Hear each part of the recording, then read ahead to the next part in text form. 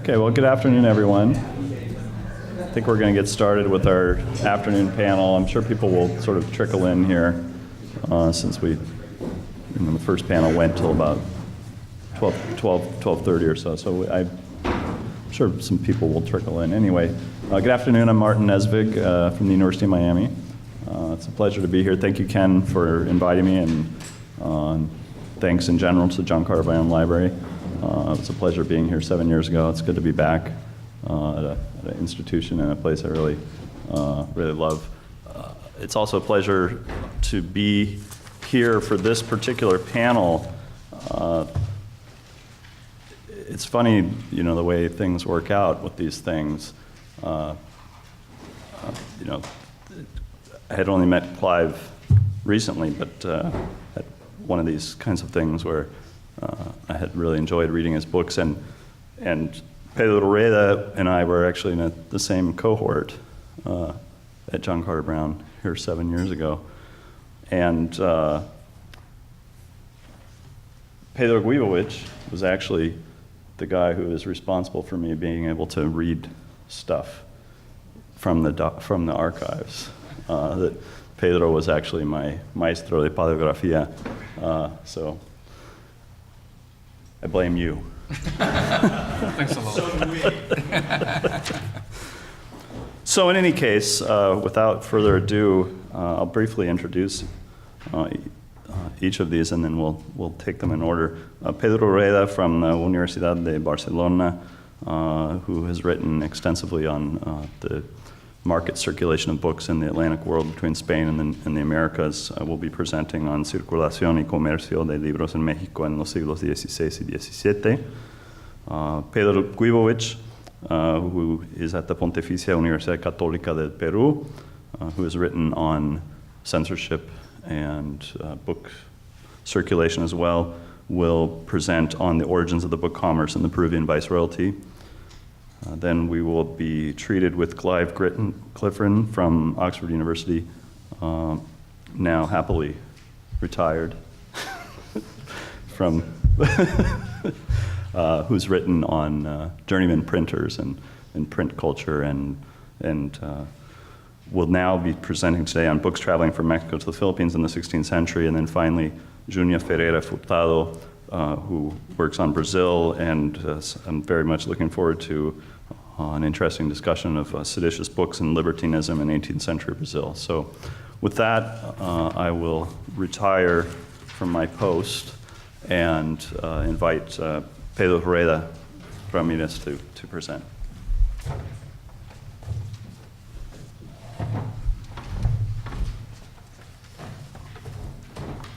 There is a pleasure to stay here, thanks to the John Carter Brown Library and especially to Ken. I speak in Spanish, but the presentation there is in English. Los libros, como objeto de negocio, de intercambio y de regalo, tuvieron un notable papel en los procesos de recepción de la cultura europea en el Nuevo Mundo.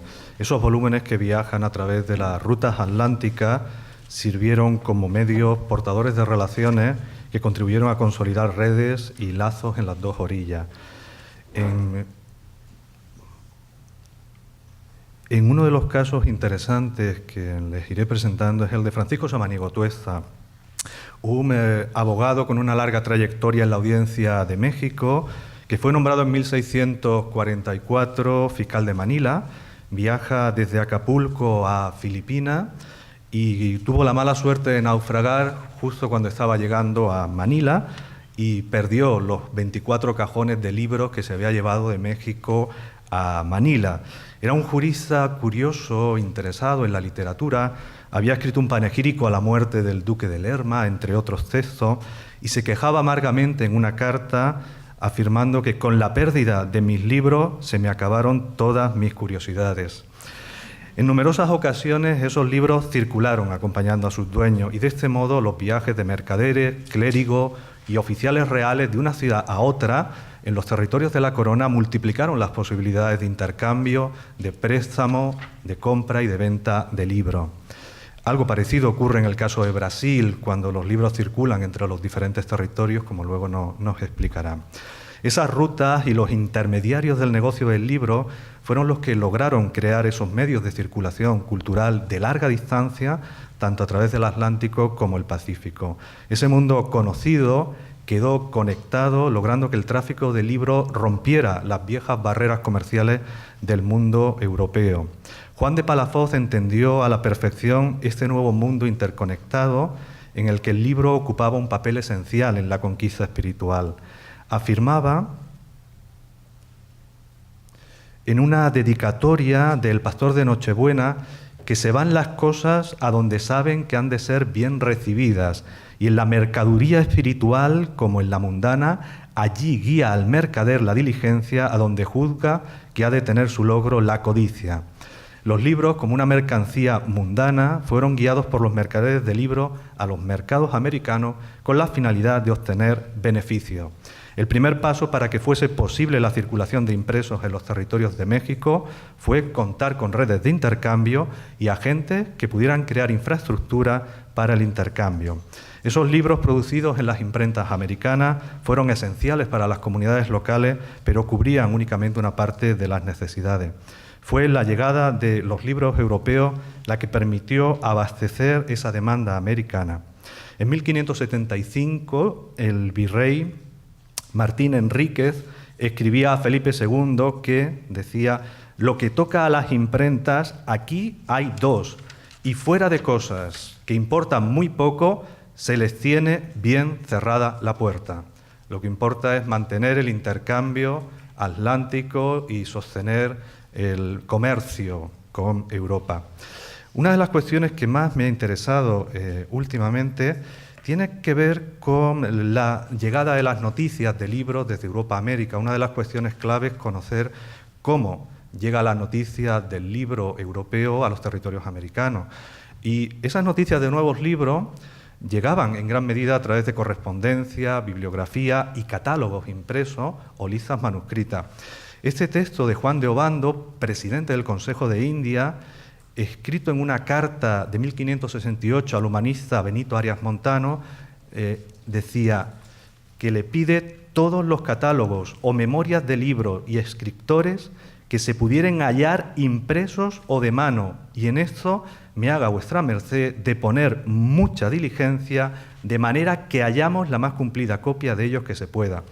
Es una sed de noticias que se daba tanto en la corte como en territorio americano, pero resulta muy difícil seguir el rastro a los medios utilizados por los lectores mexicanos para conseguir información de los nuevos libros. Conocemos el caso de las gacetas, sobre todo en el caso del siglo XVIII. En esta gaceta de 1722 pueden ver claramente diferenciados libros nuevos de México de libros nuevos de España. Es muy indicativo de cómo la Gaceta es un medio habitual, semanal, de comunicación de las novedades bibliográficas. Ahora bien, los mercaderes de libros solían enviar sus catálogos, y eso es realmente interesante. Este es el único ejemplar conocido de este catálogo. Es un catálogo del siglo XVIII del librero gaditano Manuel Espinosa de los Monteros. Es el librero que envía mayor volumen de cajones de libros en el siglo XVIII desde Cádiz a México. Y publicó este catálogo de venta, y el único ejemplar está en la Biblioteca Palafoxiana. Es muy revelador de uno de los medios de comunicación de los nuevos libros. También es muy habitual, tanto en el caso de los libreros españoles como en el caso de los libreros portugueses, incluir alguna referencia como la de Francisco de Paula de Arravida, que indicaba que tiene correspondencia establecida desde Lisboa con Italia, Francia, Holanda, Alemania e Inglaterra, y que con todo cuidado hará llegar los libros que se le soliciten. Incluso Arravida decía que pueden comprar los lectores los libros prohibidos si tienen licencia, con lo cual también vende libros prohibidos a través del circuito de intercambio. Un caso muy distinto que les quería presentar y que me parece que puede ser interesante son catálogos impresos en Sevilla para vender en las Indias. Son catálogos expresamente publicados en Sevilla con títulos enviados para vender en América, lo cual le da un carácter diferente a los que hasta ahora conocíamos de libreros europeos. Son catálogos destinados al mercado americano, hechos para que los lectores mexicanos conozcan las novedades. Ese aspecto es interesante. Conocemos 5 catálogos publicados de 1680, 1682, 83, 87 y 89. El primer catálogo de los publicados en 1680 es el Catalogus Librorum, o Memoria de libros de todo género de facultades, que se vende en casa de Diego Crance. Diego Crance tiene orígenes flamencos. Su familia, su padre y su madre son de origen flamenco. Y él está en Sevilla porque tiene una relación con Tomás López de Haro. El profesor Sting antes comentaba el papel de Tomás López de Haro en relación a la edición de los Verdusen. Tomás López de Haro en Sevilla es uno de los libreros más activos en estos años y es el que está probablemente tras la actividad de intercambio. Este Catalogus Librorum, el primero que se produce conocido, de 1680, tiene en la portada esa imagen típicamente sevillana de la Santa Justa y Rufina, más conocido por el cuadro de Murillo, porque son las patronas de la ciudad. En realidad utiliza una imagen alegórica que indica claramente, en este caso, en este impreso, que no tiene pie de imprenta, cuál es el lugar de impresión, que es la ciudad de Sevilla. Este librero Crance viajó de Sevilla a Veracruz y en 1680 llegó a Puebla de Los Ángeles con sus libros. Presentó la lista o memoria impresa al comisario inquisitorial Francisco Flores de Valdés. El comisario le compró libros, le quitó algunos, porque consideraba que no eran adecuados, como una historia florentina de Maquiavelo, algunos libros que, no sé, si por un motivo u otro le parecieron inapropiados para su venta, y le permitió que vendiera libros en los territorios de la ciudad de Puebla. ¿Qué fue lo que puso a la venta? Puso a la venta un lote de 606 títulos, fíjense, 409 en latín, una buena parte libros, por lo tanto, de teología, de derecho, de medicina, de astronomía, y algunos libros poco habituales también de matemáticas que fueron enviados en este envío. Es curioso y muy interesante la diversidad de títulos en este caso. A continuación, en 1682, 1683, Tomás López de Haro publicó estos 2 catálogos que contienen una notable diversidad de títulos, pero son títulos mucho más comunes. En otros envíos era bastante habitual encontrar los mismos libros que envió en 1683. En la portada, como pueden ver, se indica: se venden en casa del capitán Fernando Romero. Fernando Romero es un capitán de navío que lleva los libros y los vende cuando llega a territorio mexicano. Es simplemente un intermediario, es el factor o encomendero que se encarga de llevar el catálogo, llevar los libros, venderlos y remitir el dinero para Sevilla después de la venta. Este capitán estuvo muy estrechamente ligado a los negocios de Tomás López de Haro, fue su fiador en varios negocios y era muy habitual encontrar a este capitán embarcando libros, pero también tipos de imprenta. En 1698 embarcaba 8 cajoncillos de letra de imprenta a Nueva España. El tercer catálogo de 1687 es un catálogo sin portada, pero también es un catálogo de Tomás López de Haro, hecho probablemente en la imprenta, porque es impresor y librero, y es un caso también interesante. En el catálogo Memoria de libros de todas facultades, son libros que se venden también, como pueden ver en la portada, en la imagen, en Veracruz, en La Puebla y en México. El quinto catálogo, el de 1689, es un catálogo probablemente publicado en 1689. También está estrechamente relacionado con Tomás López de Haro. ¿Por qué? Porque Diego de Ibáñez, el capitán que aparece aquí, tiene negocios con Tomás López de Haro. Y de hecho, es Tomás López de Haro el que carga los libros en el navío, con lo cual podemos conocer perfectamente todo el proceso. Estos son, de alguna manera, los medios de conocimiento de las novedades a través de listas manuscritas o catálogos impresos. ¿Cómo funcionan esas redes atlánticas en el caso mexicano? Es bien conocido que esos intercambios tenían como punto principal de entrada el puerto de San Juan de Ulúa, en la Veracruz. Este puerto veracruzano era la clave del proceso de llegada de los libros. Ahora bien, la conexión con Puebla de Los Ángeles y México permitía un buen abastecimiento en esa ruta comercial, Pero el resto de los territorios mexicanos tenían que contar con rutas terrestres y esto suponía un enorme reto logístico para la distribución de los libros.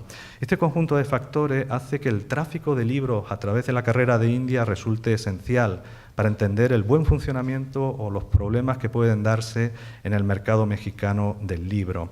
Es muy habitual encontrar a cargadores de Indias enviando lotes de libros. Les traigo uno de los casos de uno de los documentos de registro de mercancía en uno de los navíos de la carrera de India.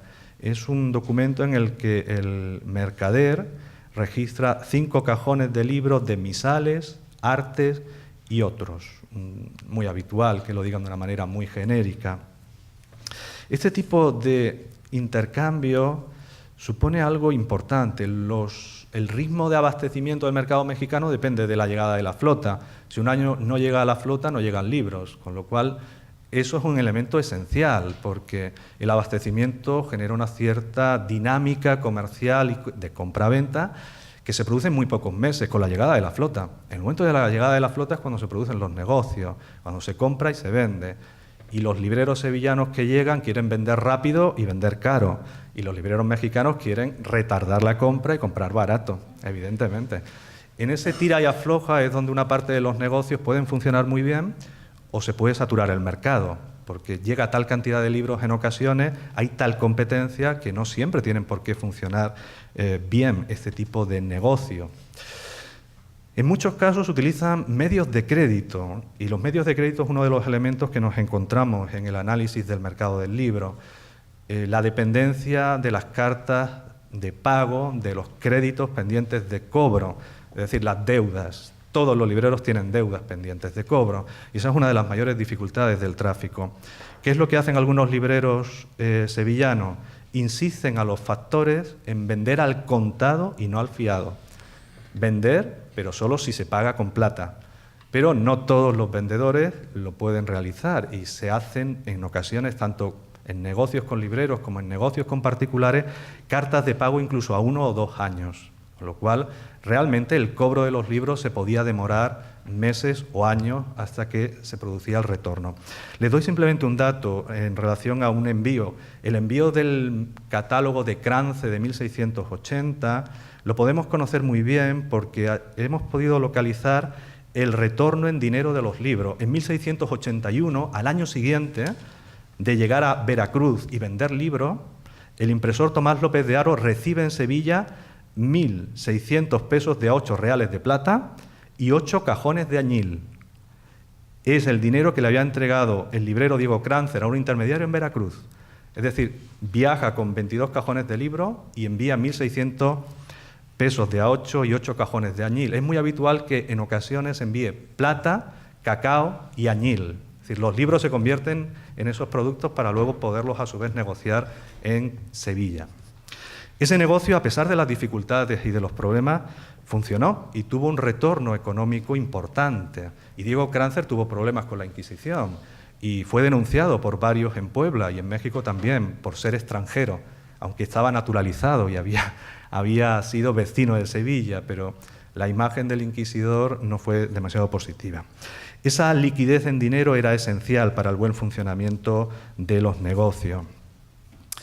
En cierto modo, esos lazos personales y de negocio en las dos orillas del Atlántico son los que ayudan a entender cómo se forman comunidades transnacionales que fueron enormemente efectivas al proporcionar seguridad a los intercambios.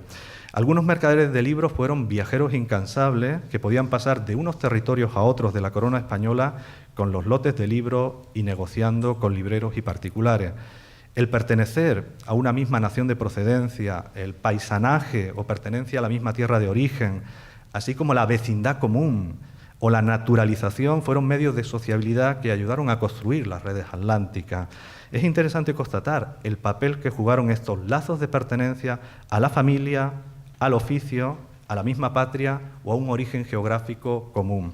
En 1669, Tomás López de Haro, el mercader de libros que hemos visto, se casa con Manuela Teresa Crance, hija de un flamenco avecindado en Sevilla. Ese es el lazo de conexión entre Crance y Teresa.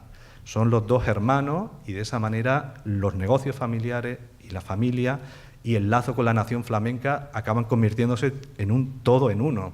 Realmente es lo que ayuda a entender cómo funcionan estos lazos y cómo se construye una sociabilidad transatlántica. Otro caso interesante que les mostraré, bueno, esto es simplemente para que puedan ver cómo es otro documento, el de Tomás López de Haro de 1680.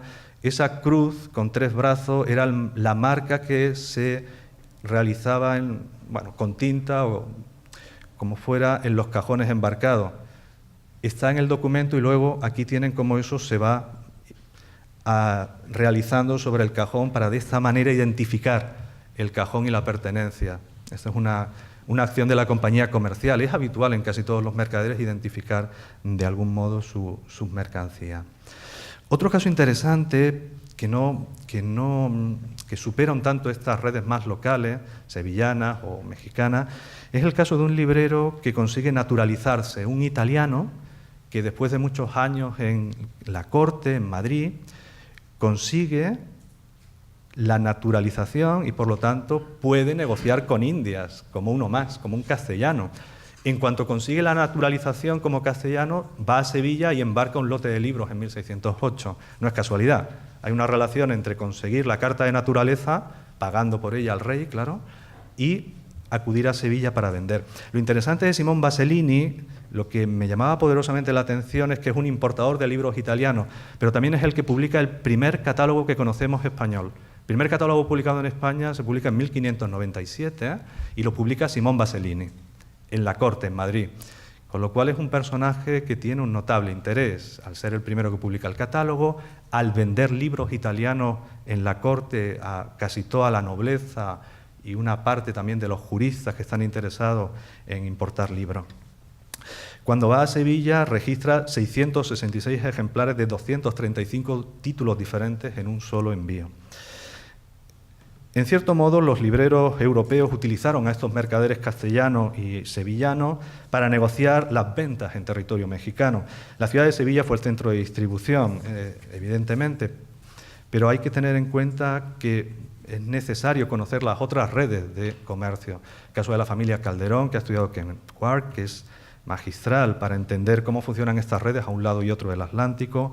El caso de la familia Bali, que también es uno de los que podría estudiarse con detenimiento, porque en principio el Juan Bali que conocemos era natural de París, se va a Salamanca como factor de un conocido librero francés. En muy poco tiempo un miembro de su familia ya está en Sevilla, y evidentemente llegar a Sevilla es para negociar con India. Un miembro de la familia pasa a México y a partir de 1569 inicia en el virreinato actividades comerciales de compra-venta y adquiere una imprenta, un caso no demasiado habitual en el siglo XVI, que un librero también adquiera una imprenta. Ese tipo de relaciones, que aún no conocemos suficientemente, son las que ayudan a entender cómo funciona este circuito atlántico a través de esas redes familiares, a través del oficio y a través del origen geográfico. Una vez llegan esos libros a México, la pregunta que nos debiéramos hacer es cómo circulan. En el caso mexicano, se observa claramente una notable diferencia entre el centro y las periferias, con un contraste muy claro entre algunos pocos lugares, sobre todo las grandes ciudades, bien abastecidos, y un vastísimo territorio que tiene mayores dificultades, donde no hay ni imprentas ni tiendas de libros. Ese territorio, con diferentes densidades de población y riqueza, revela esos claroscuros. Las redes comerciales lograron, a través de las vías terrestres, distribuir en esos circuitos internos del virreinato, bien a través de redes comerciales consolidadas o desplazándose cuando era el momento de una romería o algún lugar especial en el que existía una concentración. En cierto modo, ese negocio del libro en México, con tiendas de libros desde fechas tempranas, está en gran medida vinculado, en cuanto al abastecimiento, a ese mundo atlántico. Pero para no hablar únicamente de la Ciudad de México, les quería mostrar otro caso, el caso de Puebla, menos conocido, pero que también presenta perfiles interesantes. Diego López es un librero poblano que abre una tienda de libros a principios del siglo XVII y que está situado en la cercanía de la catedral, en el Zócalo, por lo tanto, en el núcleo donde está tanto el poder civil como el poder eclesiástico. Es decir, la ubicación de la librería es esencial para el éxito del negocio. Y además se pudo localizar el arriendo de la tienda, con lo cual sabemos que estaba en uno de estos soportales de la plaza y que se mantuvo durante varias décadas vendiendo libros. Este librero poblano compraba libros también a través de la carrera de India, igual que hacían los mexicanos. Es decir, esas técnicas de compra-venta las fue desarrollando. Además de estos libreros con tienda abierta, hay que pensar que en el caso de México hay otros espacios públicos en los que se venden plazas y mercados. Es el caso, por ejemplo, del mercado del Parián y el cercano Portal de Mercaderes. Son zonas en las que hay mercancías de Asia o de Europa, productos locales, pero también hay algunos libros, librillos y menudencias impresas vendidas en cajones, lo cual da una dimensión distinta. Es un espacio público en el que hay un mercado y en el cual también hay libros. Estos cajones también se llegaron a establecer en otras ciudades, es el caso de Madrid o de Lima. Es un espacio de venta más sencillo, con pequeños espacios bien delimitados de madera o mampostería, con un volumen de libros más limitado y una oferta adaptada al público local.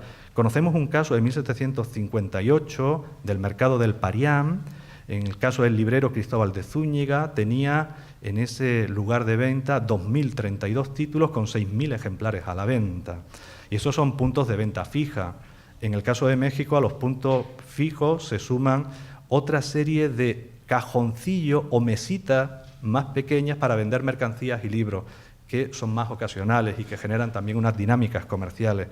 A esto se debe sumar los vendedores ambulantes que llevan el cajón de madera consigo mismo o un serón. Con lo cual, si multiplicamos esta capacidad de grandes tiendas, de puntos de venta en los mercados, de pequeños puntos de venta y de venta ambulante, entenderemos cómo el libro va circulando en el caso mexicano. Ahora bien, otro aspecto con el que iré cerrando tiene que ver con los lectores en busca de texto. No solamente tenemos librerías o puntos de vista, tenemos lectores interesados en conseguir los textos que ellos quieren leer y que pueden acudir a esas librerías, a esos puntos de venta, o pueden acudir a la carrera de Indias directamente, lo cual genera un elemento interesante de reflexión. En ocasiones los libreros colocan una oferta, pero el mercado puede tener una demanda distinta. Y esta relación entre oferta y demanda, entenderla nos ayudaría a configurar realmente si lo que se envía desde Europa responde a las necesidades de los intereses lectores, de quienes son los que reciben esos volúmenes. Les quería mostrar algún caso, para ir cerrando, un caso interesante en el que un obispo, en este caso Manuel Fernández de Santa Cruz, todos conocemos ese obispo que tiene un peso importante en el caso de Puebla, es muy curioso porque él tiene una biblioteca exquisita. Es un caso de un obispo que de alguna manera solicita libros y se conserva la memoria de los libros de autores portugueses comprados en Lisboa según el orden del ilustrísimo señor don Manuel Fernández de Santa Cruz. Es decir, según el orden, pedidos por el obispo, no enviados como parte de... pedidos por el señor obispo. Y no pide cualquier cosa. El señor obispo quería una colección de autores portugueses publicados recientemente. Todas las ediciones son entre 1650 y 1680.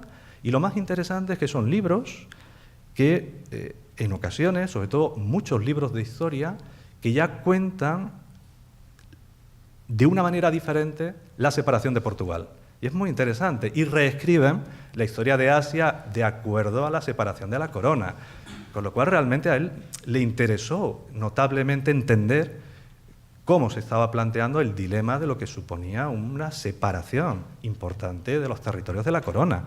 Y todos los libros que recibió eran de muy diverso tipo, pero los de historia destacan muy especialmente. Lo interesante en este caso es que algunos de los ejemplares que se enviaron de Lisboa a Cádiz y de Cádiz a Puebla se conservan, y se conservan en la Biblioteca Palafoxiana. Aquí tienen un ejemplar de los montes de Corona de San Agustín, que en la parte superior tiene anotado Santa Cruz. Es la marca de propiedad del obispo. Es muy raro encontrarlo, en otros no aparece, pero sabemos que él donó algunos libros al Colegio de San Juan. Aquí tienen la marca de fuego del Colegio de San Juan en ese mismo libro.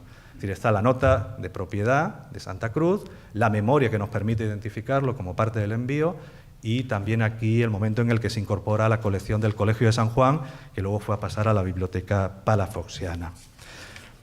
En resumidas cuentas, este es un marco muy global, con una casuística muy variada, que muestra algunas circunstancias singulares, de lo más variopinto, con religiosos que solicitan libros de todo tipo, con bibliotecas en ocasiones de bibliofilia, pero heteróclita, con lectores interesados en una variedad y diversidad de títulos considerable, sin olvidar que también circulan abundantes obras de entretenimiento. Solo les daré un apunte para que de alguna manera tengamos el contraste entre los libros y todas aquellas otras lecturas como son las comedias. Por ejemplo, las comedias sueltas circulan en cantidades extraordinariamente elevadas, lo cual a veces también hablamos de libros y nos olvidamos de las menudencias impresas. Solamente un caso: en el catálogo de venta de 1682 de Tomás López de Haro se recogían 124 títulos de comedias sueltas. De esas 124 títulos se enviaban, solo de comedias sueltas, 6.000 ejemplares, en un solo envío. Se envían más comedias sueltas que libros, con gran diferencia. Entonces, cuando me preguntan qué se lee, pues bueno, hay que plantearse qué se lee. No solamente se leen esos libros voluminosos, sino que también se leen, evidentemente, estas comedias entretenidas de lo más variopinto. También obras de política, escritos de humanistas de lo más variopinto. Acabaré con un texto que me ha parecido interesante, que muestra cómo ciertos recursos cortesanos que se daban tanto en la Corte de Madrid como en el Virreinato se trasladan a territorio americano. Bernardino Fernández de Velasco, duque de Fría, publicó un libro que se llamaba Deleite de la discreción y fácil escuela de la agudeza. Es uno de esos libros barrocos típicos de enseñar a un noble el arte de la conversación elegante, hábil, inteligente, con la finalidad, decía, que la conversación fuera tan útil como la espada. Y la conversación lo era porque servía como escudo.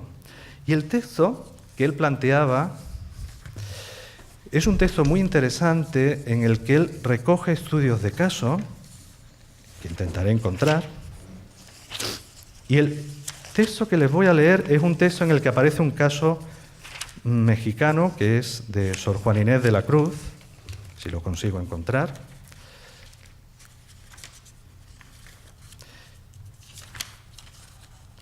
Disculpen.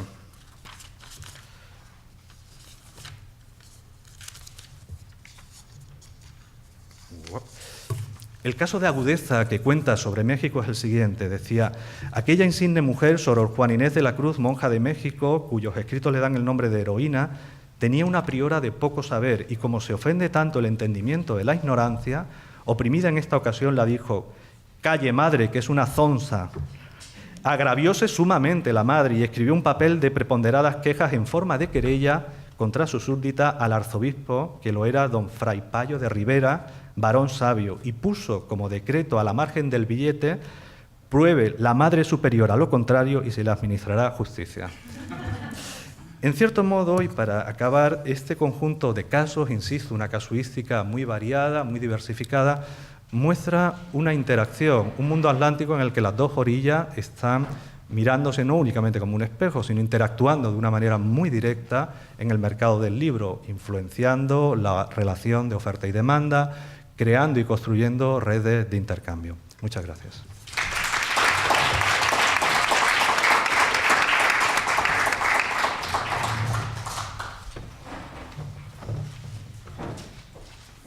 Thank you very much, Pedro. Pedro número 2, que sigue. We'll now hear from Pedro Guibovich to talk about the book Commerce in Peru.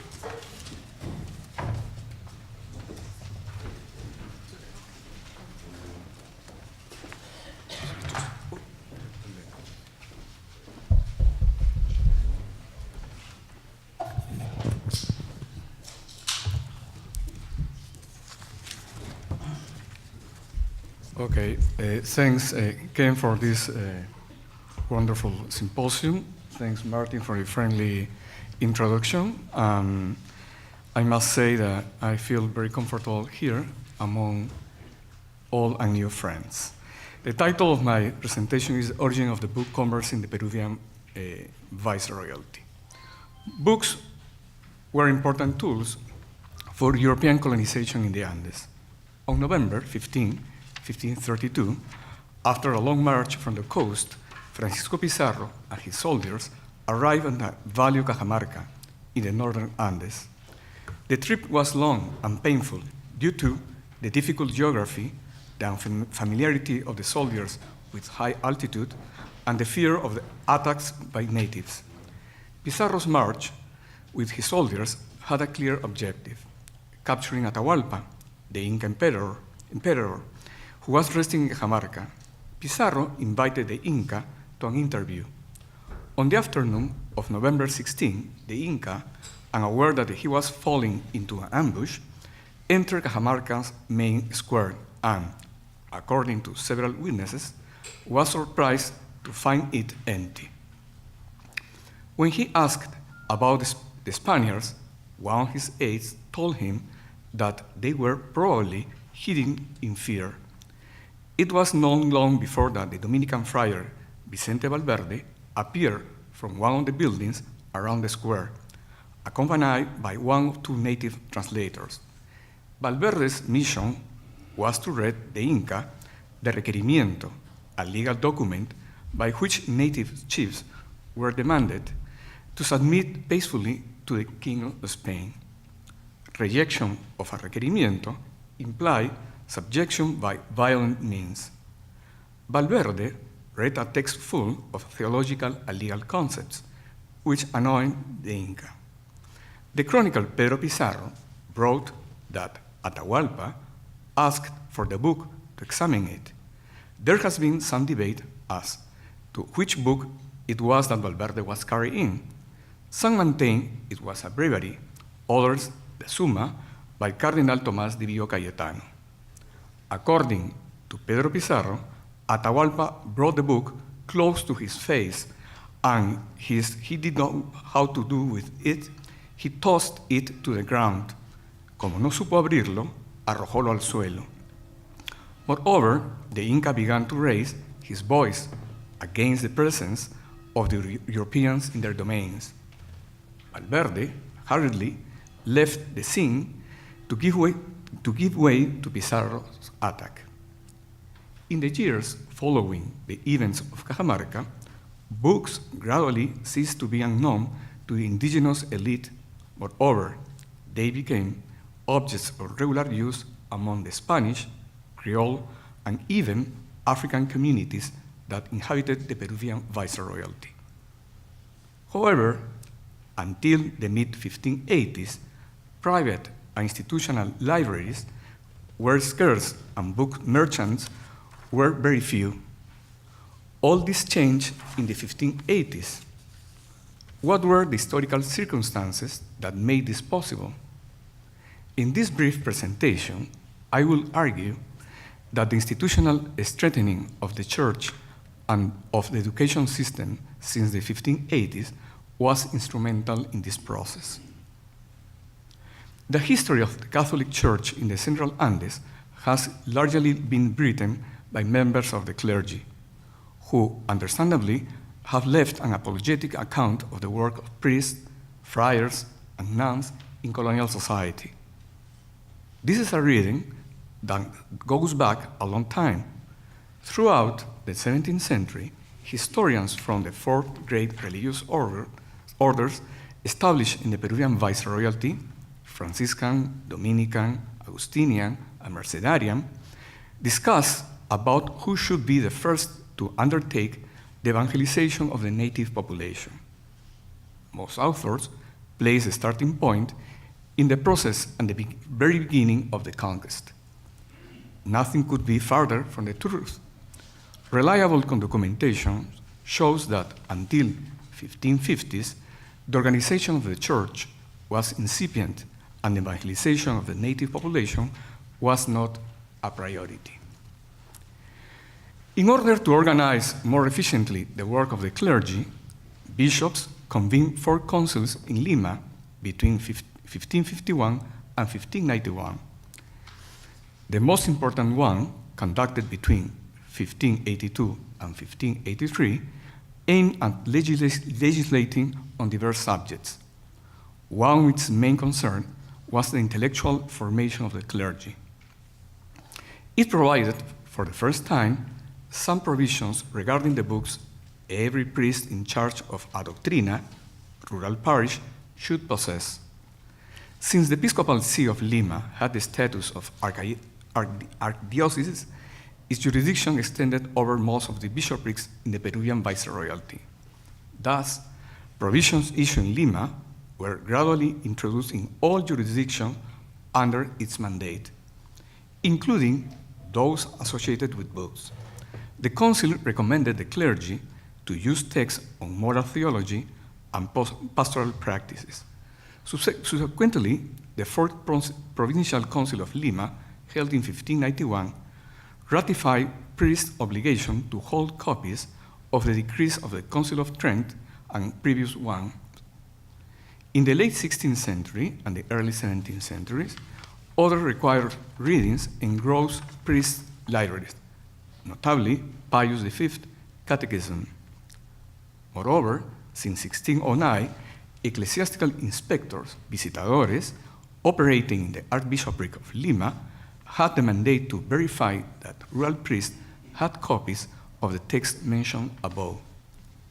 Thus, the hierarchy encouraged the creation of a domestic market for religious books, produced in Lima and in major publishing centers in Europe. The reinforcement of the education system in Lima and other cities of the viceroyalty also promoted the demand for books. San Marcos University was founded in 1551 and functioned for 2 decades in the convent of Santo Domingo. Its situation was precarious. It offered just a few grammar, philosophy, and theology courses, and very limited economic resources were provided by the Dominican order. In the mid-1570s, Viceroy Francisco de Toledo reformed the university drastically. The Dominican order lost control of the university. New regulations were issued for its government and academic programs, and further revenues were granted. Toledo's reform resulted in increased classes, teachers, and students. Also, in the 1570s, the Jesuits began to teach grammar and philosophy in their schools, and in the late 16th and 17th centuries, colleges and seminaries for the education of the laity, including Indians and the future clergy, were inaugurated in Lima and other cities. In this context, the demand for books increased. The existence of population of book consumers explained the establishment of the Sarria Mendez Publishing House, the Peruvian Viceroyalty's first commercial company dedicated exclusively to the book trade. On March 26, 1605, Juan de Sarria, an active bookseller based in Alcalá de Henares, sent to Seville 61 packages of books to be shipped to Miguel Mendez, his partner in Lima. The cargo was arrived in Portobelo on board the Nuestra Señora del Socorro and be taken by one of the Sarria's sons to Panama by road and from there to Callao by sea. During the cross of the Isthmus, 91 books were damaged, among them a copy of Don Quixote, many religious writings, several copies of Barahona de Soto, La Belleza Angélica, a Rojas Villalprando, Viaje Entretenido, Quíquero Letters, and several romanceros. A number of yet unclarified circumstances delayed the shipment from the Isthmus to Lima. It could be that Sarria did not find a way to send the boxes, or decided to wait for freight costs to normalize at lower levels. Whatever the reasons, the shipment did not arrive in Lima until mid-1606. Perhaps, aware of the commercial damage the delay could cause, Sarria ordered Gregorio de la Puerta, a cousin living in Panama, to send 8 boxes of books on board the Nuestra Señora del Rosario for his partner Miguel Méndez to sell in Lima. After seeing the shipment off, Sarriá went to Lima, but his surprise must have been great to find that neither the books nor his cousin had reached their destination.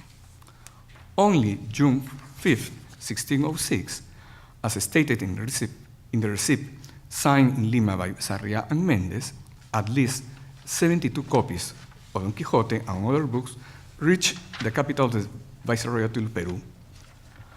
More than a year after the Alcalá booksellers delivered them at la Casa de Contratación in Seville, a batch of books was sent to Cusco, including some copies of Don Quixote and works from other shipments received in 1606. Perhaps the partners sought to sell in the provinces the books they could not place in the capital. Firms such as Sarriá Méndez and other similars catered to a number of large and small retailers, some of them itinerant, who commercialized many kinds of articles, including books. For example, on January 24, 1605, Miguel Méndez signed in Lima a 2-year contract with Cristobal Pérez, a native of Seville. Méndez contributed with 1,470 pesos in goods, and Pérez with his person, application, and care, persona, aplicación y cuidado. Pérez committed to report periodically on sales, not to operate outside the jurisdiction of the Lima audiencia, and submit to itinerary indicated by Méndez. The association lasted for several years until its dissolution in 1611. The books were carried to places far away from the capital of the Viceroyalty, like the valleys of Chile and the town of Saña, often in small batches by itinerant traders. The majority of books sold were made in Europe, but was there a local production? A number of factors, like a bureaucratic red tape, the high cost of paper, the poor quality of ink, and scarcity of types, imposed several severe restrictions of the production of Lima publishing houses. Moreover, colonial printers, like many today, produce not only books, but also flyers, forms, a brief text to remain in the market. Thus, since the early 17th century, booksellers, printers, engaging in both marketing and printing, made their appearance in Lima. Julian Santos Saldaña is a good example. The book trade carried out by specialized merchants or libreros is documented from the mid-1580s. Before that date, book circulation was quite modest. The strengthening of ecclesiastical organization and of the colonial education system in the late 16th century favored the formation of the demand for books produced in Lima and European printing centers. Parish priests, university graduates, seminary students, lawyers, physicians, and indigenous authorities required books. The demand for these groups encouraged booksellers to settle in Lima and other cities of the Peruvian Viceroyalty. There is still much research to do on the subject of the book trade during the colonial period. So this talk was a preview of what may be the first chapter of my new book, which I hope to finish in a not too distant future.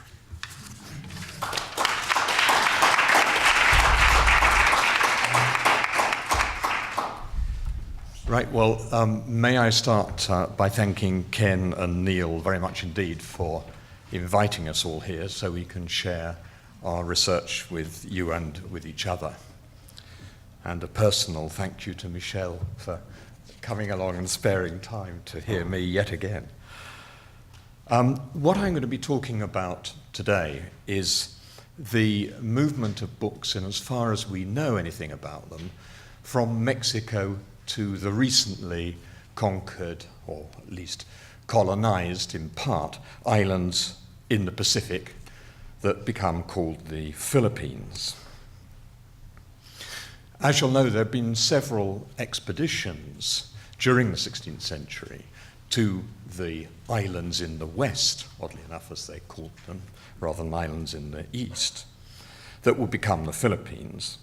Some had reached the islands and some had not made it.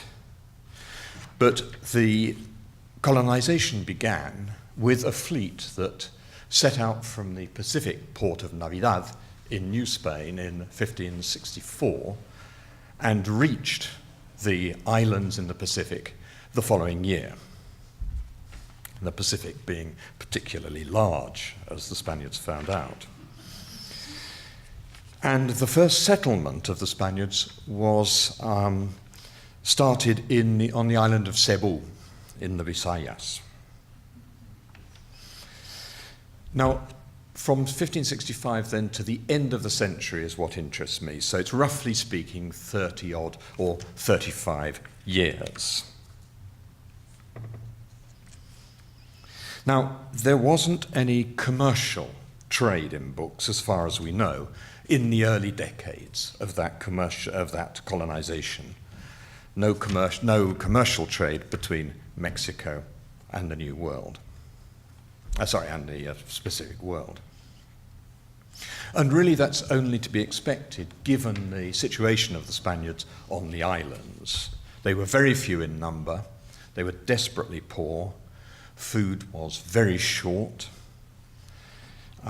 illness and war meant that life expectancy was quite extraordinarily short, and that the Spaniards who arrived there were understandably much more concerned with surviving than opening a book. We have a roll call of the soldiers who went on one of the early fleets to the Philippines, where they're described physically. And it's a scary document to read. These men were basically cutthroats who'd come from Mexico to the islands. These weren't the sort of people who were going to be interested in the latest literature or spiritual works. However, very oddly, one of these first travelers was a bookseller. His name was Guido de la Visaris. He'd come from a family of Genoese origin who were booksellers and publishers in Seville ever since the end of the 15th century. And he himself had run a small bookshop in the Calle de Génova that we've heard about before today. In 1536, he was hired by Juan Kronberger. He's the man who sets up the first press in the New World. And of course, that's in a sense what this symposium is celebrating. And Juan Kronberger sends Guido de la Visaris over the Atlantic to Mexico to be his factor or agent there. What is very strange about that trip by Guido de la Visaris is that we know that what merchandise he took, and it didn't seem to include any books, which strikes me as very odd. We do, however, know that la Visaris functioned as a bookseller when he arrived in Mexico. And we know that from a very strange aside in a letter written 20 years later. And that letter was written by the Viceroy of New Spain to Philip II back in Madrid. And he mentions Guido de la Visaris. And the Viceroy does so because through an extraordinary chain of coincidences, Guido de la Visaris was by then governor of the Philippine Islands. Quite extraordinary for a man of his humble social origins. And as a governor on those islands, he was a man, like most of the governors there, who'd created a sort of art out of corruption and venality. And there was a good deal of murmuring against him in the islands. And this murmuring reaches Mexico. and the Viceroy writes the following to the king back in Spain. In Manila, they don't think much of the present governor, because they knew him here in Mexico, where he plied a lowly trade. He was a mere bookseller.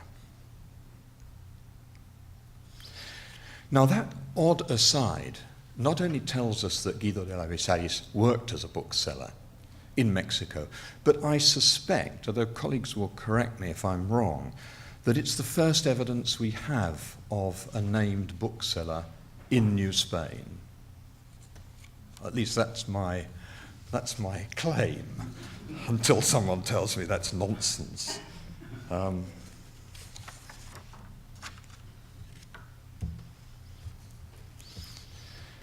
Well, after a very few years, Lavezaris abandons the book trade, and in 1542 he joins one of the expeditions that went to the Philippine Islands. He becomes an adventurer and a conquistador. That fleet of 1542 is an abortive experiment, really. The Spaniards who survive it are captured by the Portuguese in the Malacca Islands. And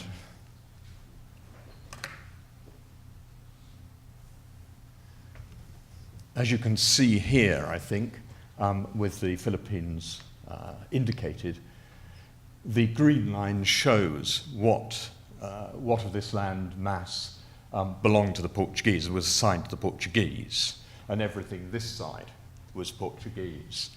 The Spaniards went to the Philippines quite clearly, infringing the Portuguese rights there. The Portuguese, of course, aren't interested in the Philippines, but they are interested in the Moluccas or the Spice Islands for obvious reasons. But the Spaniards, or at least the Viceroy of New Spain, wants to set up an Asiatic base for Spain, and he infringes the Treaty of Saragossa, which was a much earlier treaty. And so the Portuguese perfectly legitimately capture the Spaniards. And they send the survivors home to Lisbon. And Lavezaris arrives home in Lisbon in rags as a prisoner, having travelled right round the world. Also, in his trousers, he's hidden the ginger roots that will later start a trade in the Valle de Cuernavaca in Mexico.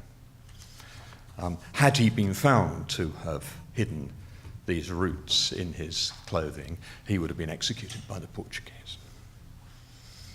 So he's a chancer.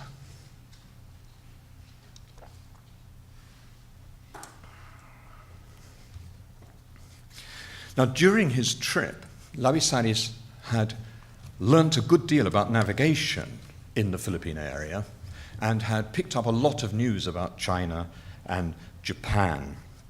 And when he gets back to Spain, he's summoned to Charles V and later to Philip II, to the Viceroy in Mexico, and he persuades them to set out with another expedition much later, and that's Legazpi's in 1564. And just the bottom line here shows you the route that Legazpi's voyage took to the islands. So here we've got a bookseller in Lavezaris, bookseller who's not interested in selling books, who wants to be a conquistador, he wants to make money. Now, he might well have been the first person with a background in bookselling to reach the islands, but there's no evidence that he took any books with him there. Nevertheless, we have got some little shards of information about books reaching the islands in the 16th century. A lot going with individuals on Legazpi's fleet. But we're really piecing together odd little snippets of information here. Of course, some of the missionaries who go with Legazpi, and very few of them, carry, as it were, their workbooks with them, as do the officials and bureaucrats who need their legal texts and so on to do their job in the new colony. Some of the missionaries, of course, aren't just missionaries. Some are scientists or mathematicians, and they take with them technical books. One man, Martín de Rada, fascinating man, he goes to China, writes a very interesting report on China, and he had 15 mathematical books with him in the Philippines. And there are others who have small collections of specialized books. Well, what else do we know about books taken there or being sent there?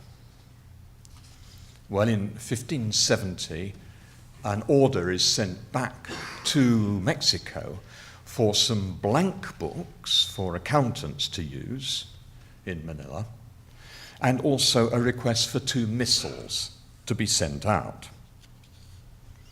And curiously, the next year, when López de Legazpi decides to move his base up to the northern island of Luzon and to take Manila, he negotiates with the local rulers there, and when they come to an agreement, he swears his side of the bargain by placing his hand, indeed, on a missal. What the Muslim rulers of Manila made of that is not recorded, unfortunately. They, for their part, according to the Spanish documentation, swore that they would keep the agreement, and if they didn't, they prayed that the sun would burn them in half, that their wives would cease to love them, and that crocodiles would rip them apart and devour them. Predictably enough, neither side kept the bargain.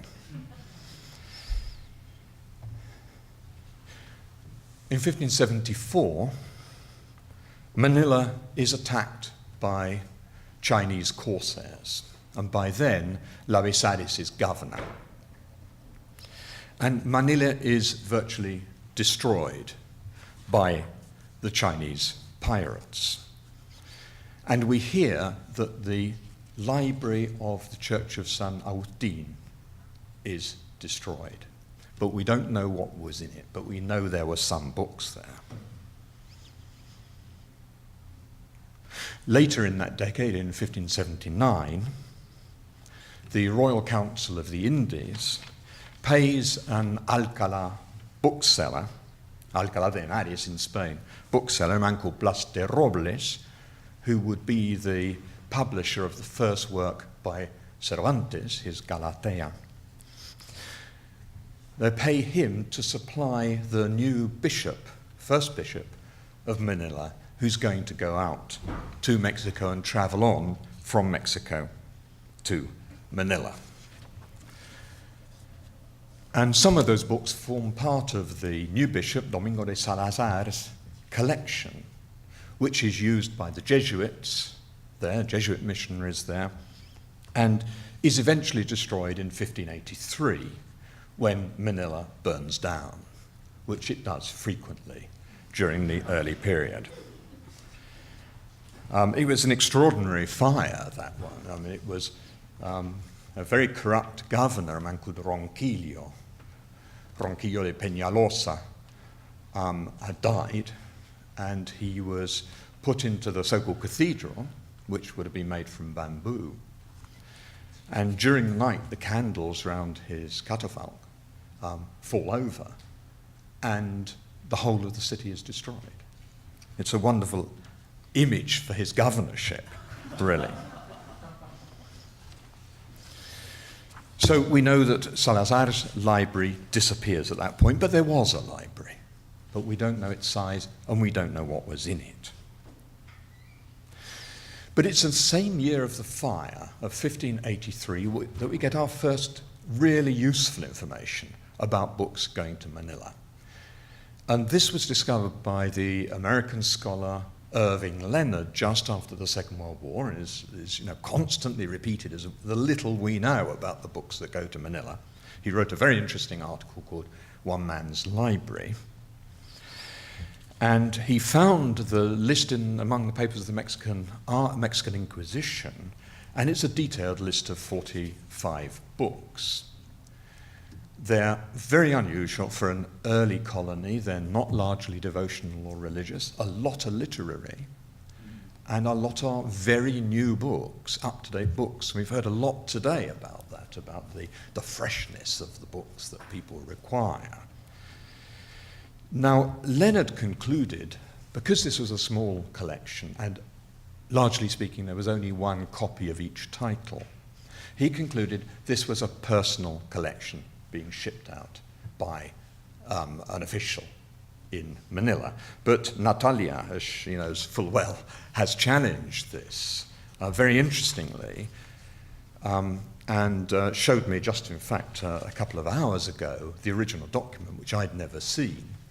Rather, not the original document, but a copy of the original document, in which it's clear that it's a bookseller sending these books, although it's a small collection, and although it's one single copy of each book.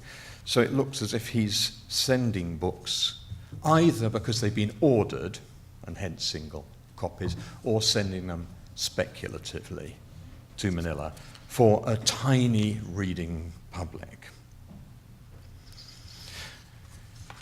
It may be some support of Natalia's interpretation of this document that in 1583, again that 1583, that same year, that the first Inquisitional commissioner is named in Manila, and when instructions are sent from Mexico for this man, they say, be very careful about the books that come in.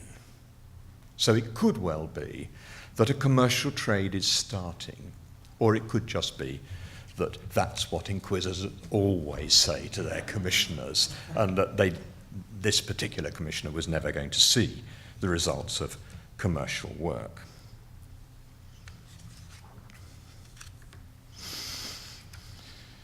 Well, as you can see, there's a lot of little snippets of information that we have to build a picture from.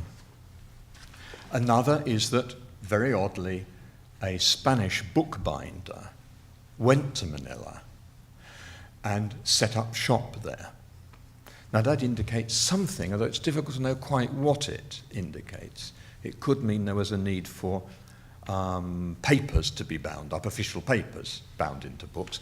It could also mean that books are arriving in sheets, as they would have done if there was a commercial trade, and that a binder is required. We only know this because the bishop tells the story to the king of this bookbinder who arrives in Manila, unwisely employs a Chinese servant. The Chinese servant very quickly observes what his master's doing as a bookbinder, leaves him, sets up his own shop as a binder, and drives his master out of business because the Chinese artisan is far better at binding books than his old master. So, as I say, we've got these snippets of information that something is happening as regards books in the islands. And then, in 1593, we get some evidence of printing there. And this is thought to be, as far as I know, the earliest printing in Manila. It's strange, of course, as you'll see, it's not done with movable types, but it's xylographic. This is made out of cut blocks, and the letters have been cut by Chinese craftsmen. These, of course, are primers of the various doctrines to teach. On the right-hand side, it is in both Spanish and Tagalog, and on the left-hand side, I'm assured, it's in Chinese, although I can't read any of it myself, and would have been printed for the large Chinese population in Manila, the so-called Sangleis. And this is not at all surprising that the first books printed in Manila should be the works for evangelization, just as happened elsewhere in the New World. In fact, we know of 3 of such doctrines that were circulating, we think, in the late 16th or perhaps early 17th century. But printing with movable types doesn't come until the 17th century, and Ken's got a very good example of that in the exhibition over in the library.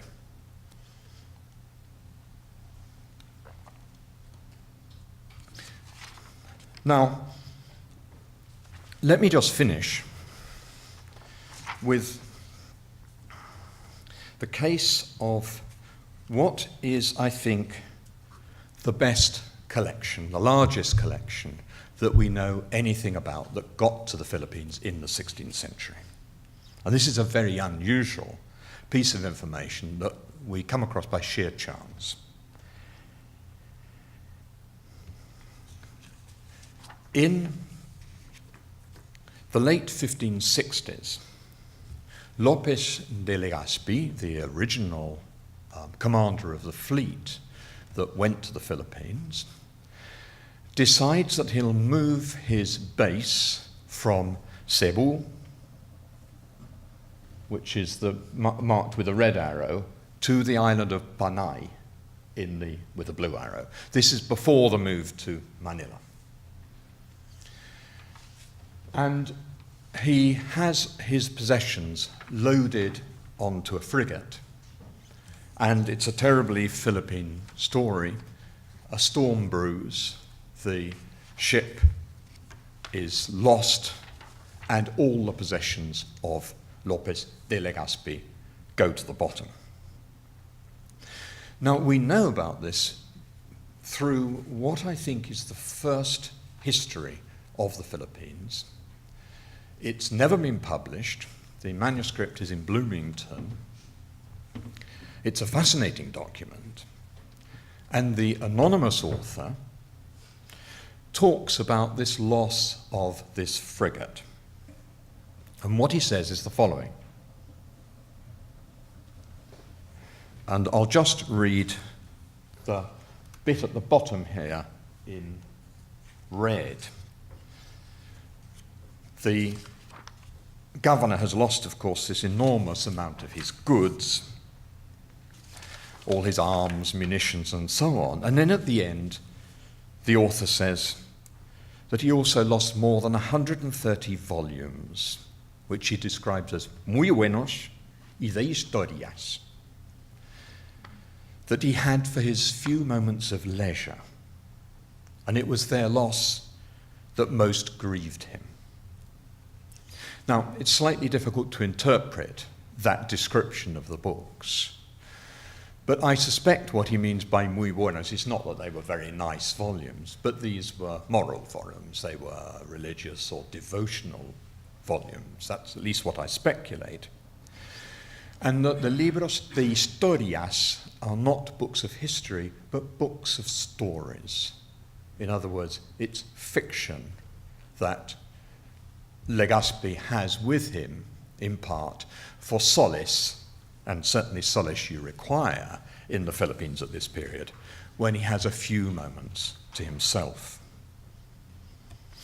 Now, this is an extraordinary library, more than 130 books for a conquistador.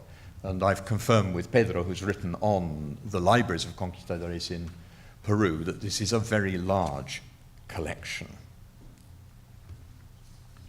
Unfortunately, we know nothing more about these books. We don't know their titles, their format, when they were printed, or anything else, I'm afraid. But there is an irony here. Guido de Lavesaris, the bookseller, is fighting beside Legazpi when this ship goes down. Lavesaris has no interest in books at all. He wants to be a conquistador. But the conquistador does have an interest in books, but he loses them. And I think I'll stop at that point.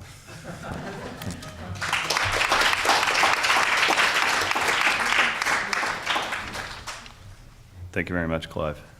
And last and certainly not least, we have Júnior Ferreira Furtado from the Universidade Federal de Minas Gerais. Thank you. First of all, I would like to thank Neil and Ken for the invitation. I'm not going to talk about Brazil as a whole. I will be going to talk from a little bit, very small, tiny place that is situated in Minas Gerais. This is a map of Brazil, of nowadays Brazil, of course. And during the 18th century, Minas Gerais was inland colonization, and it was colonized in the 18th century due to the discovery of gold and diamond in that region. And the diamond, so it's the state nowadays, but the 18th century colonization, it's mostly on the center of the actual area of the state. And the golden area was located on the south, and the diamond area on the northwest east of the region. And I'm talking of this tiny little city here, which is named Tijuco in the 18th century. It was the center of the administration of the diamond area. Even nowadays, it's a very far away, distant city. Took more than 5 hours by car to reach Tijuco from the capital of the state.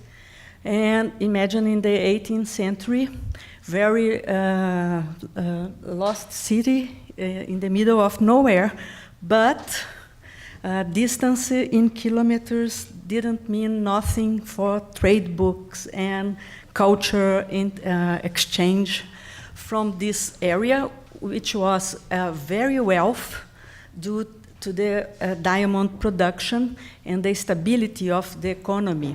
And by the end of 18th century, the majority of students from Brazil that came from one single city came from Tijuco, and it gave to Tijuco a very a very wealthy cultural life.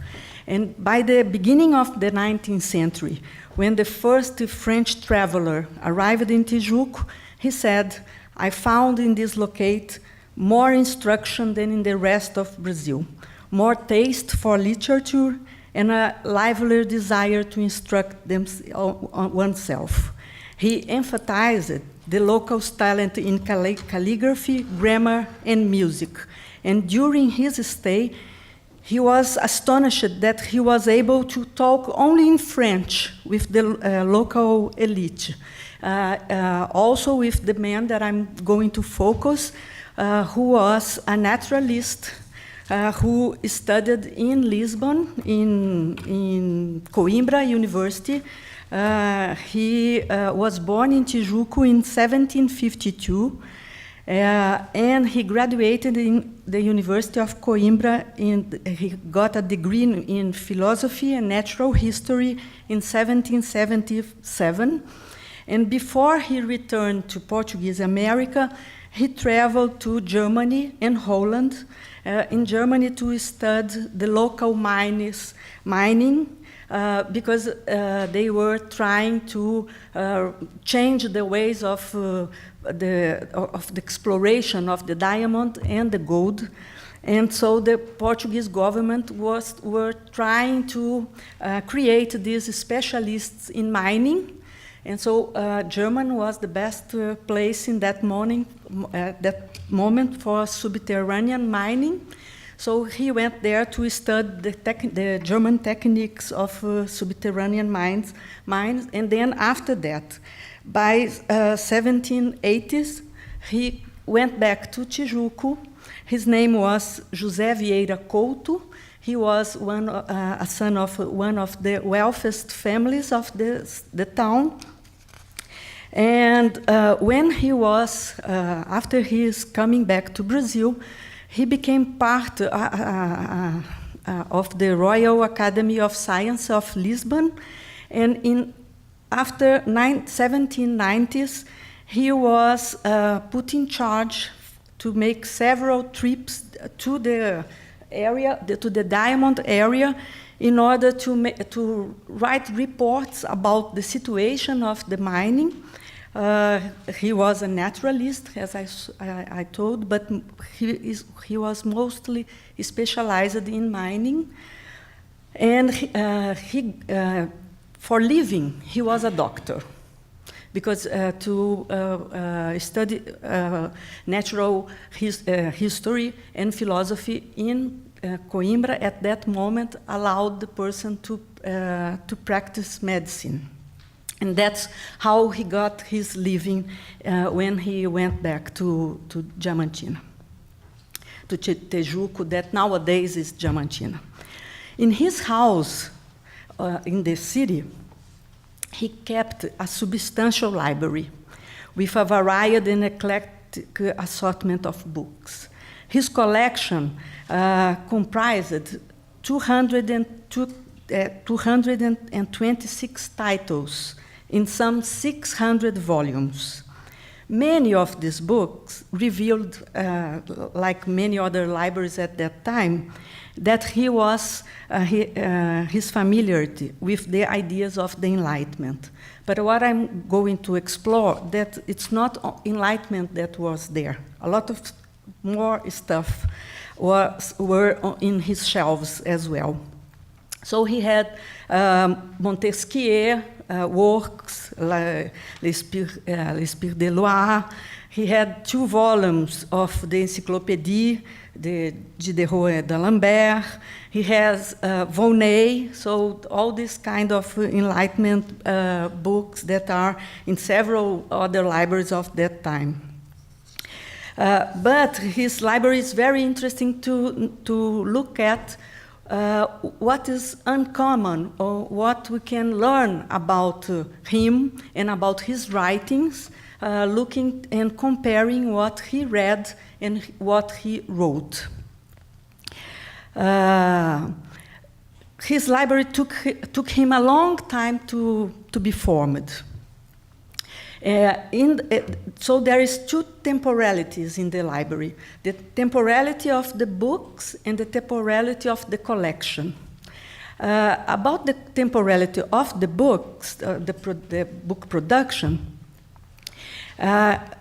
his collection demonstrates a broad chronological scope, ranging from works of classical antiquity to the first scientists of the early 19th century. Let us examine a few examples from one of the sections of the library, medicine, which was one of the most important sections. As I told, he was a doctor for living. And these books on medicine were essential for his professional practice.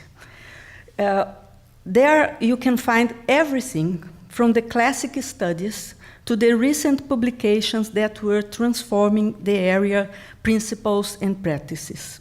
He honored Hippocrates' aphorisms, a gem of antiquity, a founding text at the heart of the Hippocratic Galenic method practice at the time. But he also possessed recent revisions of the Hippocratic corpus, as was the case with Medicina Hippocratica, Aphorismos Hippocráticos, by Juanes de Gorter, published in Venice in 1795. New theories, classifications, and treatments were present as well, from Boharves' Aphorisms, which transformed all the knowledge of the anatomy and the function of the human body, and recent comments on Gerhard Sweeten's work, published between 1773 to 1775. And he had, it's very interesting, I will talk a little bit later, he had a lot of stuff on medicine published in Edinburgh. And I will try to explain why. So he had the Edinburgh practice of physic, surgery, and midwife, and another one, Apparatus and Nosology Methodical, by the Scottish Dr. Cullen, who was introducing a new classification in nosology. But he had something very new, called da vacina, of the shots, by the Brazilian doctor Melo Franco, who was the first one who wrote in the Portuguese Empire supporting the vaccination against smallpox in the 1780s. And he also had observations sur les causes et les accidents de plusieurs accouchements laborieux, which introduced the use of forceps for great success in deliveries. So he had the classical works from antiquity going to the newest publications.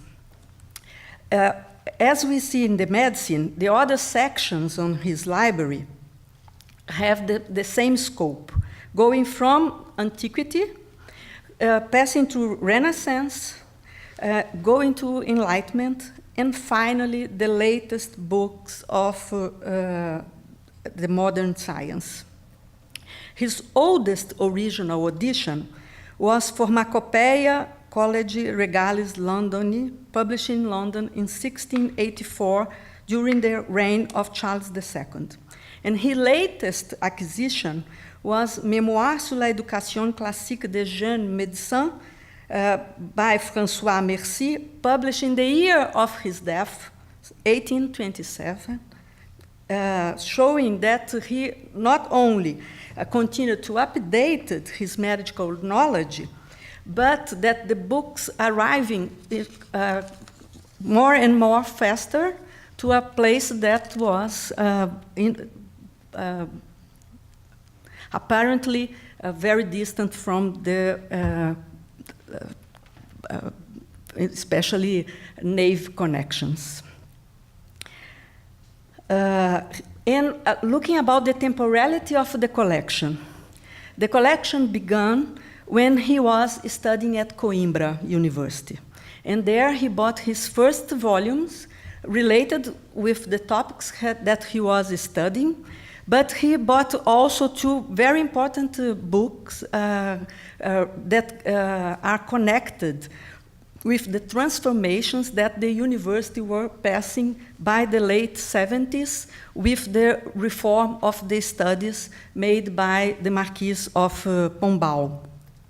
And he also had the Portuguese Luís Antônio Vernes, the real method to study, to be useful to the Republic and the Church of 1746, that inspired all the Portuguese school transformations in the second half of the century.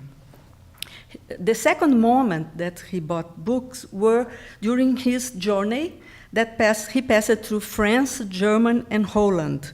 That marked a very important period of book acquisition, when he had access to a lot of publications from this region, and most of the works that he bought during his traveling were related to mineralogy. That was the cause of the traveling. And he probably visited the mines of Freiberg, and he had books on Buffon, Duchesne, Marquer, but also the German mineralogists like Gottlieb Lehmann, Schuttler, Schneider. But during this trip, I forgot to show, this is a picture of Tejuco by the middle of 18th century. The city was mostly 19th century. Sorry, no, 1800s. The city remained almost the same, and still remains almost the same until nowadays. And I will talk a little bit, I will just go further, and then I will come back to this image later. So it was in Amsterdam that he bought Johannes Clerk's Ars Critica, and the book is up there. There is his signing here on the right, and above the place and the date that he bought the book. And it says October the 8th, 1780. This book and another one that he bought in Holland, The History of the Jews by the Roman writer Flavius Josephus, shows a very important topic that I will talk a little bit by the end of my talking about his heretic religious ideas. So I will come back here. So he had, as I told, 226 books, and I couldn't identify only 9 of them, which comprise 4% of the collection. Or the transcription was impossible to read. I'm working not with the books itself, I'm working with the list of the books that he left when he died. Fortunately, I could find the 2 remain books of his collection that are in the library of the bishopric in Tejuco nowadays. So 118 books represented 53% of the whole and 54.4% of the 217 that I was able to identify had connection to natural history. And most of them were directly tied to the practice of medicine or fields that are related to the study of nature, with an emphasis on mineralogy and chemistry. The category with the greatest number of books was medicine, with 36, and then mineralogy, metallurgy, and geology, that are 23. And 25 titles were tied to the study of nature, like botany, agriculture, art, and crafts, and were essential for the studies that he was carrying in the region of the Diamond. But he has books such like Travels into the Interior Parts of Africa and Voyages au Montamiata, that expressed not only the period's taste for exploring the world, but they also served as inspiration for his research reports that he was writing during the late 80s and the 90s. Vieira Couto also owned a guide on how the naturalist ought to travel, entitled Observations sur les voyageurs, inserted within Cornelis de Paul's Recherches philosophiques sur les Américains. His library also had volumes from the Transaction philosophiques from 1668 to 1669, and in the April edition of 1666, he had Robert Boyle's famous recommendations on how to keep a proper record of one's travels. Vieira Couto Library is eclectic in terms of schools of thought and reviews the changes taking place in bodies and knowledge over time. With the most recent books were very connected what was going on science on his time. For example, in the mineralogy, he owned everything from Métallurgie ou l'art de tirer et purifier les métaux by the Spaniard Álvaro Afonso Barba, a work heavily influenced by alchemy and published in 1669, to Robert Jameson's System of Mineralogy, published in Edinburgh in 1808, which proposed a more scientific and rational classification of mineral elements. About the languages that covered his library, He had some books in Latin, but he also had books in Portuguese, French, Spanish, German, English, Italian, and because of this, one section of the library, which included 5 volumes, were of dictionaries of these languages. Humanities was the second most important category in his collection. It covered 98 works, representing 43.3% of the total of the books and 45.1% of the ones that I classified. It included politics, philosophy, education, ethics, history, literature, grammar, and music. This number, inside this in this category of humanities, the most large category was history, comprising 31 books. It's the second, if we took medicine as the first one, the second isolated category was history. A number explained by the relationship that Enlightenment thinkers established between nature and human action. It was due to this relationship that for these thinkers, the study of nature took on a political dimension. In the words of the Abbot Reinau, one of the authors that Vieira Couto read, I'm quoting, "Nature in America is revolutionary." And he established the correlation between the nature and the possibility of making and changing history.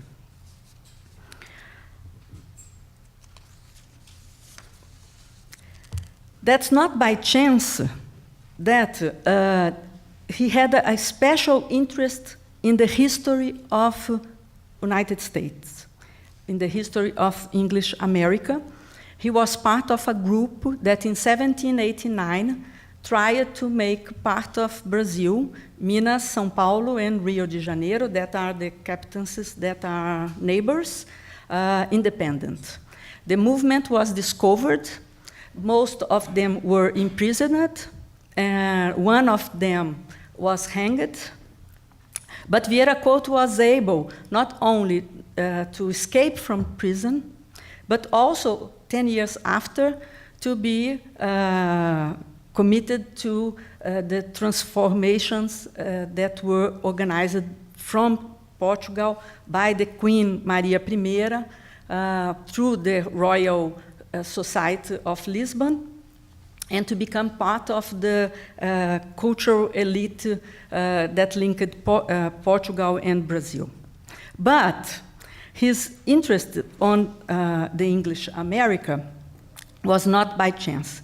He had in his library the most important books published on the 18th century, not only on British history, like Hume, William Belsham, but also American history, like Cornell de Paul. And he was very most interested in the decline of empires, like he had Gibbon and Volney, and the rising of the oppressed ones, like Flavius Joseph, about the rebellion of the Jews from the Roman Empire. About Spanish America, he had Bernardo de Ulloa, 1740s. He has the French translation, because he was obsessed also with the decadence of empires, like Bernardo de Ulloa stated for the Spanish America, for the Spanish Empire at that moment. And he had the two most, he had also History of l'Amérique by Robertson, and History of Great Britain from the Revolution from David Hume. And he has two very important books. One was the book from Reinau, History philosophique et politique des établissements et du commerce européen dans les deux Indes, published in 1770s. This work is very interesting because it's possible reading the process that this rebellion were enrolled, how they read the book. In the several parts of the process, they say how they read the book, and they understand the book as a recipe how to make rebellions in America. And they stated that the book presented a formula to be followed in order to replicate in Minas Gerais the North America rebellion. One of the defendants, Father José de Oliveira Rolim, who were also from Tijuco, he said on the process, I'm quoting, Reinal had been a writer of a great vision because he foretold the uprising of North America and that the captaincy of Minas Gerais, with the introduction of a burden tax, would be in the same circumstances now. So they were exactly seeing on the burden tax the moment of uprising the captaincy as the same that happened in the United States. Another book that they had was the Recueil de la Loi Constitutive des États-Unis de l'Amérique, which they used as an inspiration in the establishment of the new government to be erected. One witnesses that witnessed in the process revealed details of the sharing and discussion of this book. As it was written in French, a translation was required, so they meet themselves together, and one of them, Vieira Couto included, could read and explain to the others the meaning of the laws of several states of United States.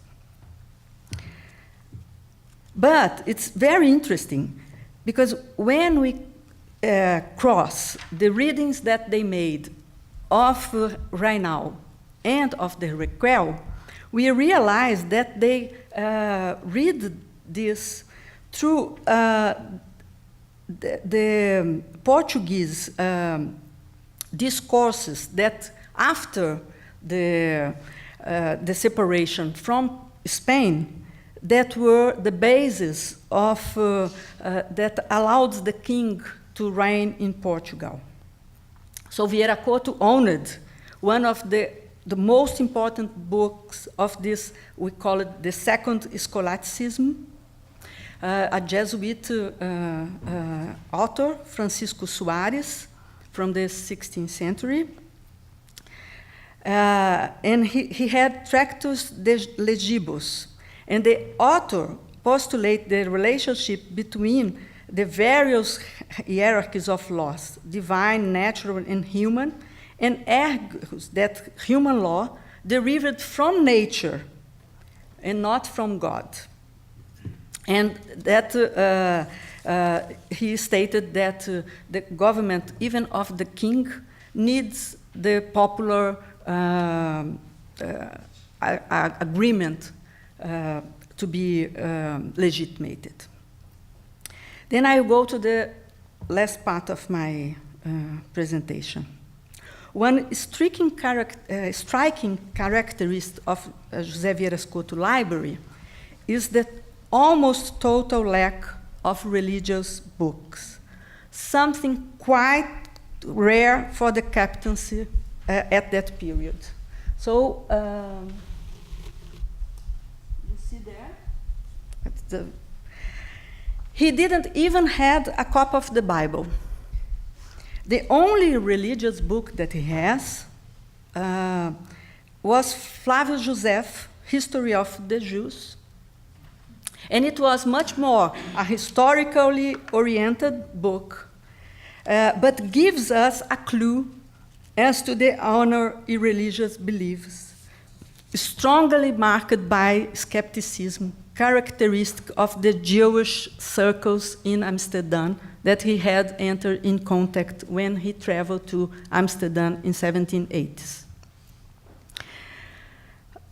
Several other books that Vieira owned, though directly leading with the application of knowledge from other fields, contained messages about religion and give us an idea of the far from orthodox views that he professed.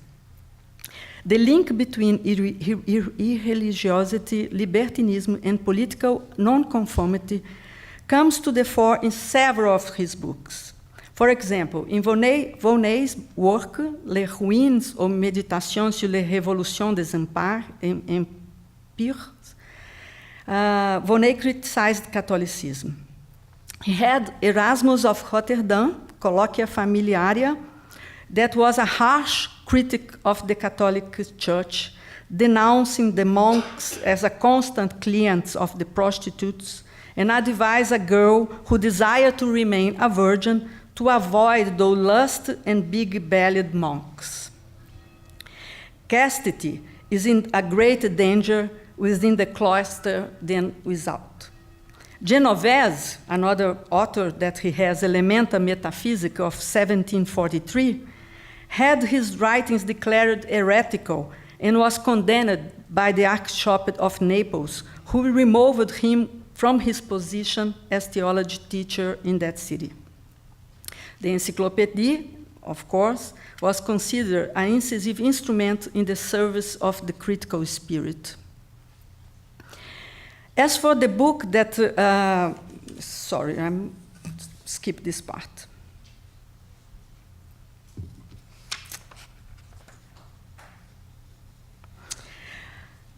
It's very interesting that I'm finishing, I'm concluding. José Vieira Couto was prosecuted by the Inquisition in 1790s, and he was accused to be heretic and to be libertine. Several witnesses claimed that the vessels for his ideas were books, especially a Dutch volume that was always in his pocket. In his travel to Brazil, he was accused by the priest of the ship to not go to the Mass and instead to read a French book that was always with him. One time, he wished to prove to his companion, he never married, Tomasia, that confession was useless. So, I'm quoting her statement to the Inquisition, he showed her little books or read them to her. He did the same with an aunt of his to persuade her of things against our faith, and to confirm it to her, he read a book that he carried in his pocket, which confirmed the heresies he was saying. This book was probably Our Critics by John Leclerc, the one he bought in Holland, who was a defender of religious tolerance and whose interpretations of the Divine Trinity, original sin, and other religious dogmas were considered very heterodox by Catholic Church. What I'm trying to say here, that in the opposite direction of Jonathan Israel in his radical enlightenment, Portugal and Portuguese America were not distant from these ideas. Instead, Israel looked mostly what happened in the state, the Enlightenment changes performed by Pombal and by the Portuguese state. And it was Enlightenment that was held between this, what is called Catholic Enlightenment. But when you go to other sources, like the libraries, the ideas that they professed, And the statement in the Inquisition that at that moment was focused on this kind of persecution, not more of Judaism, not more of other kind of things, but mostly what they called French ideas. And it was mostly libertinism, heterodoxy. So you can realize that although radical enlightenment was not able to win the state and became the dominant way of changing, to perform the changes in the Portuguese Empire, radical enlightenment were there. And we have to look to other sources in order to realize that. Thank you.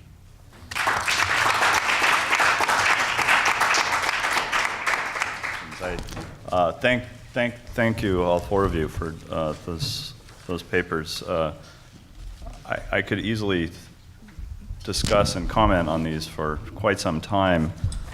There's a lot of really good material to talk about. Let me just make a couple relatively brief comments, just that sort of come to my mind in thinking about some of these materials. One thing, of course, that I was immediately struck by, and I think probably most of you may be struck by, is the kind of the contrast between the focus of areas that we know relatively a good deal about, Lima and Mexico, with areas of the kind of the global book trade network that we know relatively little about, Minas Gerais, the Philippines, Acapulco, or even the Pacific world, kind of a field that's kind of emerging. Thank you, Tatiana, who recently published a book on the Pacific slave trade. So just from an immediate geographic point of view, I was struck, myself being a Mexicanist, of course I know a good deal more about Mexico than I do about places like Minas Gerais or the Philippines, but I think there's a lot of really fruitful potential future avenues for comparative discussion here, precisely because so much of the emphasis has been on Mexico and Peru, and because there's a kind of a circular logic there. Because we know more about those places, we end up with more studies of those places, we end up with more people who advise students on those places, and then so on and around we go. So I think this is very exciting in the sense that really opens a lot of opportunities for some interesting comparative angles. One of the things, and one of these kind of potential comparative angles that struck me is the question of the culture of reading. How do we know how people read, and how do we know what people were reading? I think what's interesting is that we know a lot about what people bought in their libraries. I have to say I'm a little bit skeptical that necessarily tells us what people were reading, because as we know, people buy things so that their neighbors and their friends and their colleagues and their people they want to impress who come to their home can see that they're reading. I mean, people still do this today. It's the kind of classic coffee table edition phenomenon, and it's also about convincing people that either you're a good Orthodox person, or maybe even convincing people that you're a little bit radical. So I think on the one hand, yes, it tells us probably what people were reading, but it also tells us what people think was important that other people know that they thought that they were reading.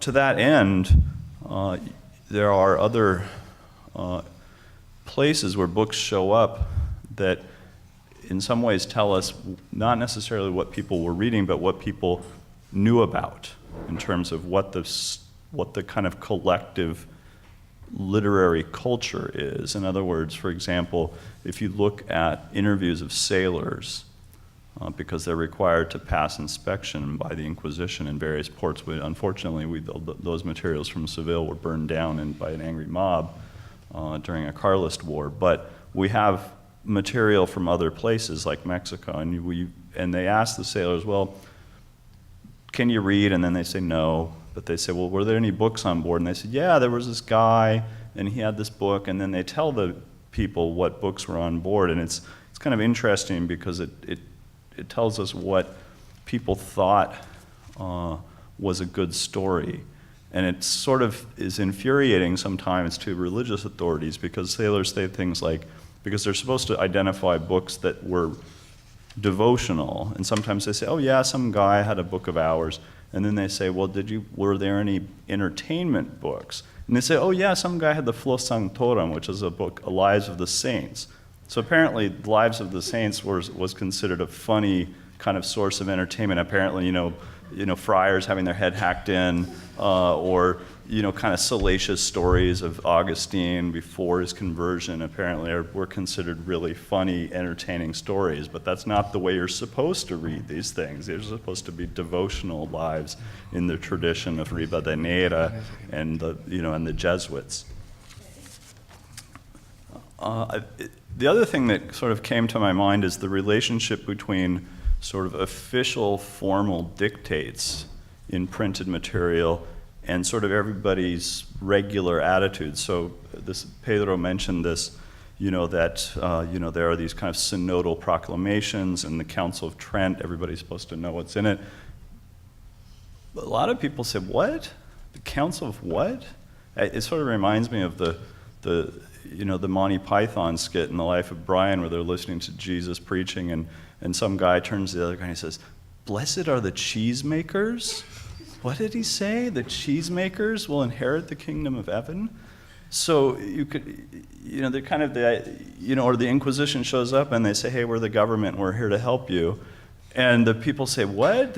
What? The Inquisition? What is the Inquisition? We never heard of those people. And then the inquisitors get up and tell them these are all the things that you're not supposed to do. And they say, oh, really? We didn't know about that. And we just thought we were just normal Catholics, So I'm going to try to cut this short because there's a kind of a, all of these papers sort of contribute to kind of a ferment of ideas, and I don't want to, hog up all the time.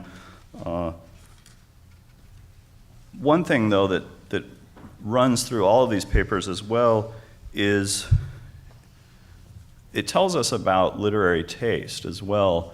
But then I wonder how much, in these individual libraries and book dealers, how much of it is reflective of a kind of generalized cultural trend? We know that Don Quixote was very popular. We know the books of hours were very popular. We know that Amadis was popular. But how much of it is idiosyncratic? It was interesting, the case of the Brazilian that had very few religious books in his collection. It's very interesting. And so you have to wonder, is that reflective of a broader cultural trend, or is this just some guy that just happened to not have very many religious books, but he also had a copy of Suarez's De Legibus, which was considered by some people slightly scandalous because it elaborated the theory of civil power in kings as opposed to some kind of divine right, which is a French idea that the Spanish never really thought was a very good idea anyway. One final point. One thing I think that's clear when we talk about kind of the circulation of print or books in the kind of the global world, there's a kind of a world of officialdom, and then there's a world of money. And the money always wins. The inquisitors and the ecclesiastical courts and the proclamations will say, well, don't read those books or don't read those books because, they're bad for your soul or you're going to turn into a Lutheran or something.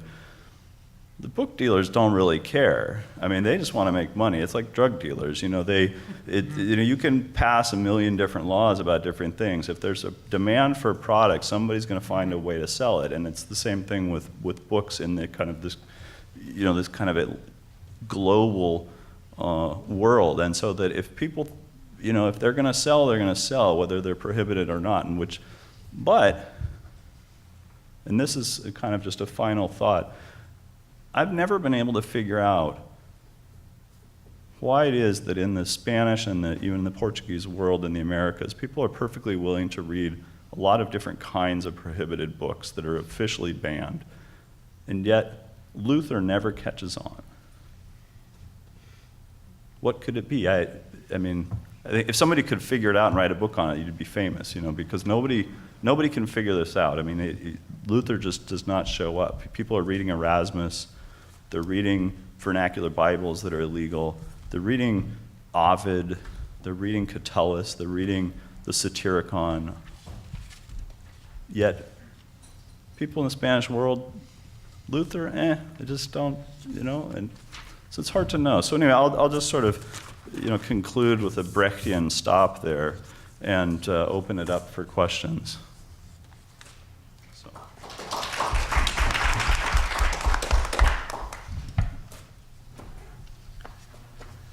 So questions for the panelists? Tatiana? Thank you, everybody, for such a wonderful panel. I have a question for Dr. Rueda. I did a lot of research at the Biblioteca Nacional in Madrid, and in much of the court cases that I read, there was continued reference to people not having to bring their recopilación with them to Mexico or to the Americas, because the idea was that you could just purchase it in Mexico. So the recopilación, but also other legal treatises. And I've asked a couple of people, and nobody can really tell me who was printing and publishing the recopilación in the Americas. So I've always just wondered if you have found who was actually getting to do that. En el caso de la recopilación de leyes de Indias, bueno, hay un primer intento de que se haga en América antes de hacerse en Madrid, y es muy interesante porque en realidad se propone. León Pinelo es el gran recopilador y es quien diseña, en cierto modo, aunque tardará años y años en elaborarse, se llega a proponer que se imprima en territorio mexicano la recopilación, aunque finalmente se hace en la corte. Claro, es el control que quiere tener también el Consejo de India. Finalmente la recopilación lo que refleja es la actividad legislativa del Consejo de India, con lo cual los consejeros quieren controlar estrictamente el resultado final.